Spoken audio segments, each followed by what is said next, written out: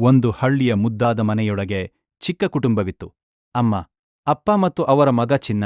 ಆ ಮನೆ ತುಂಬಾ ಹಳೆಯದಾದರೂ ತುಂಬಾ ಪ್ರೀತಿಯಿಂದ ತುಂಬಿತ್ತು. ಆದರೆ ಆ ಮನೆಯಲ್ಲೊಂದು ದೊಡ್ಡ ಸಮಸ್ಯೆಯಿತ್ತು. ಅದು ಇರುವೆಗಳ ಕಾಟ. ಒಂದು ದಿನ ಬೆಳಿಗ್ಗೆ ಚಿನ್ನ ಎದ್ದು ಅಮ್ಮನ ಬಳಿಗೆ ಓಡಿಬಂದನು. ಅಮ್ಮ, ನನ್ನ ಸಕ್ಕರೆ ಡಬ್ಬಿಯಲ್ಲಿ ಇರುವೆಗಳು ತುಂಬಾ ಬರುತ್ತಿವೆ ಎಂದು ಕೂಗಿದನು. ಅಮ್ಮ ನಗುತ್ತಾ, ಅದು ಏನಪ್ಪಾ ದೊಡ್ಡ ವಿಷಯ, ಸ್ವಲ್ಪ ಜಾಗ್ರತೆ ಇಟ್ಟರೆ ಸಾಕು ಅಂದಳು. ಆದರೆ ಚಿನ್ನನಿಗೆ ಅದು ದೊಡ್ಡ ಸಮಸ್ಯೆಯಾಗಿ ಕಾಣಿಸಿತು. ಆ ರಾತ್ರಿ ಚಿನ್ನ ತನ್ನ ಹಾಸಿಗೆಯ ಮೇಲೆ ಮಲಗಿದ್ದನು. ಆದರೆ ಅವನ ಮನಸ್ಸಿನಲ್ಲಿ ಒಂದೇ ವಿಚಾರ, ಈ ಇರುವೆಗಳು ಎಲ್ಲಿ ಬರುತ್ತವೆ? ಅವನು ಒಂದು ಯೋಚನೆ ಮಾಡಿದನು. ನಾಳೆ ನಾನು ಅವುಗಳನ್ನು ಹಿಂಬಾಲಿಸಿ ನೋಡುತ್ತೇನೆ. ಮುಂದಿನ ದಿನ ಬೆಳಿಗ್ಗೆ ಚಿನ್ನ ಸಕ್ಕರೆ ಕಣಗಳನ್ನು ನೆಲದ ಮೇಲೆ ಸ್ವಲ್ಪ ಹಾಕಿದನು. ಕೆಲವೇ ಕ್ಷಣಗಳಲ್ಲಿ ಸಣ್ಣ ಕಪ್ಪು ಇರುವೆಗಳು ಸಾಲಾಗಿ ಬಂದು ಕಣಗಳನ್ನು ತೆಗೆದುಕೊಂಡು ಹೋಗಲು ಶುರು ಮಾಡಿದವು. ಚಿನ್ನ ಅವುಗಳನ್ನು ಹಿಂಬಾಲಿಸುತ್ತಾ ಹೋದನು. ಅವು ಗೋಡೆಯ ಹತ್ತಿರ ಒಂದು ಸಣ್ಣ ರಂಧ್ರದೊಳಗೆ ಹೋಗುತ್ತಿವೆ. ಅಯ್ಯೋ, ಇವುಗಳ ಮನೆ ಇಲ್ಲೇ ಇದೆಯಾ ಎಂದು ಚಿನ್ನ ಆಶ್ಚರ್ಯಪಟ್ಟನು. ಆ ರಾತ್ರಿ ಚಿನ್ನ ಮಲಗಿದ ಮೇಲೆ ಒಂದು ವಿಚಿತ್ರ ಕನಸು ಕಂಡನ.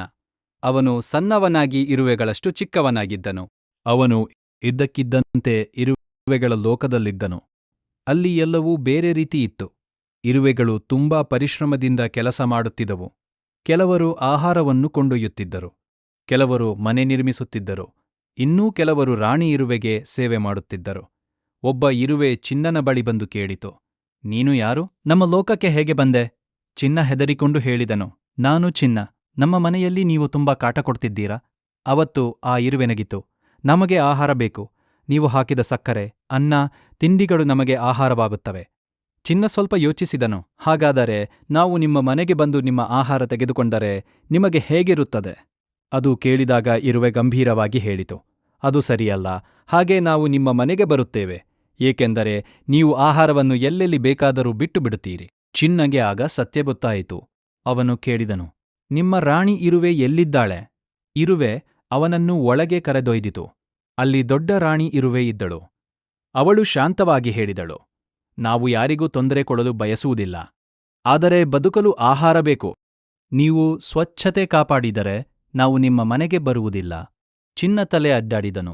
ನಾನು ಅರ್ಥ ಮಾಡಿಕೊಂಡೆ. ನಾನು ನನ್ನ ಮನೆ ಸ್ವಚ್ಛವಾಗಿರಿಸುತ್ತೇನೆ. ಅಷ್ಟರಲ್ಲಿ ಚಿನ್ನನ ಕನಸು ಮುಗಿದಿತು. ಬೆಳಿಗ್ಗೆ ಎದ್ದು ಚಿನ್ನ ಅಮ್ಮನ ಬಳಿಗೆ ಓಡಿಬಂದು ಹೇಳಿದನು, ಅಮ್ಮ, ಇನ್ನು ಮುಂದೆ ನಾವು ಮನೆ ತುಂಬಾ ಸ್ವಚ್ಛವಾಗಿಟ್ಟುಕೊಳ್ಳೋಣ. ಅಮ್ಮ ಆಶ್ಚರ್ಯದಿಂದ ಕೇಳಿದಳು, ಹೇಗಪ್ಪ ಹಠಾತ್? ಚಿನ್ನ ನಗುತ್ತಾ ಹೇಳಿದನು, ಇರುವೆಗಳು ನಮ್ಮ ತಪ್ಪಿನಿಂದ ಬರುತ್ತಿವೆ. ಆ ದಿನದಿಂದ ಚಿನ್ನ ಮತ್ತು ಅವನ ಅಮ್ಮ ಮನೆ ತುಂಬಾ ಸ್ವಚ್ಛವಾಗಿಟ್ಟುಕೊಂಡರು. ಸಕ್ಕರೆ, ಅನ್ನ, ತಿಂಡಿಗಳನ್ನು ಚೆನ್ನಾಗಿ ಮುಚ್ಚಿ ಇಡತೊಡಗಿದರು. ಕೆಲ ದಿನಗಳಲ್ಲಿ ಇರುವೆಗಳು ಕಾಣೆಯಾದವು. ಚಿನ್ನ ಖುಷಿಯಿಂದ ಹೇಳಿದನು, ಅಮ್ಮ, ಈಗ ನಮ್ಮ ಮನೆಗೆ ಶಾಂತಿ ಬಂದಿದೆ. ಅಮ್ಮ ನಗುತ್ತಾ ಹೇಳಿದಳು, ಹೌದು, ಸ್ವಚ್ಛತೆ ಇದ್ದರೆ ಸಮಸ್ಯೆ ಇರೋದಿಲ್ಲ. ಆ ರಾತ್ರಿ ಚಿನ್ನ ಮತ್ತೆ ಮಲಗಿದನು. ಅವನಿಗೆ ಮತ್ತೆ ಒಂದು ಚಿಕ್ಕ ಕನಸು ಬಂತು.